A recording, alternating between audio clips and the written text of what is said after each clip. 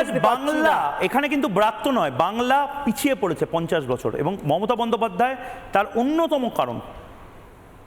নীলাদ্রি ভট্টাচার্য। না ময়ূক, এইটা যে বাংলা পিছিয়ে পড়েছে আমি কোনোভাবে মানতে পারছি না। হ্যাঁ, সে তো মানবেন, মানবো না, নট অন ন্যাশনাল টেলিভিশন। কিন্তু কোয়েশ্চেনটা হলো, এই যে ট্রাম্প যেভাবে ট্যারিফটা ইম্পোজ করেছে আমাদের উপরে, এটা আমার মনে হচ্ছে ইন্ডিয়ান ডিপ্লোমেসি আর মোদি বাবুর ডিপ্লোমেসি কোনোখানে ফেল করে না না গেছে। সেসব বুঝেছি।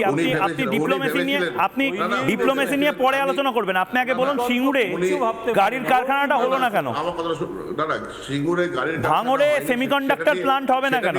সেটা নিয়ে অনেক ডিসকাশন হয়েছে, কিন্তু না না এটাই ডিসকাশন, আর কি ডিসকাশন? আমাদের ছেলে মেয়েগুলোকে ফেরত আনতে হবে।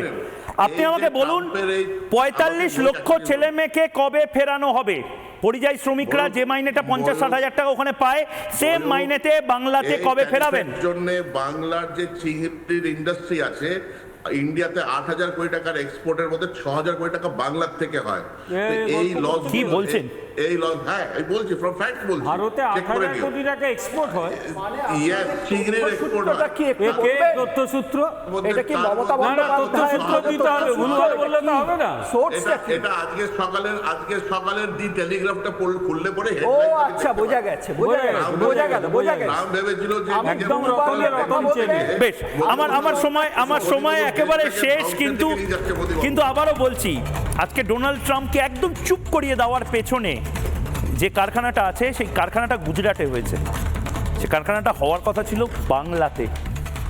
সানন্দের যে কারখানার জন্য আজ গুজরাটের এত রমরমা গাড়ির কারখানা শিল্পে, সেটা তো হওয়ার কথা ছিল আমাদের হুগলিতে।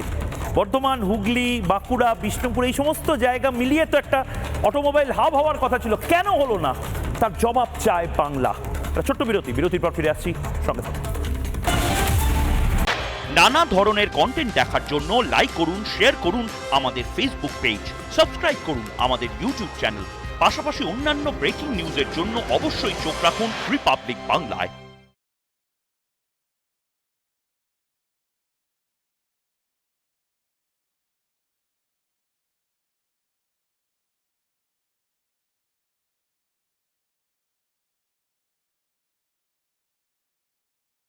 নানা ধরনের কন্টেন্ট দেখার জন্য লাইক করুন, শেয়ার করুন আমাদের ফেসবুক পেজ, সাবস্ক্রাইব করুন আমাদের ইউটিউব চ্যানেল। পাশাপাশি অন্যান্য ব্রেকিং নিউজের জন্য অবশ্যই চোখ রাখুন রিপাবলিক বাংলায়।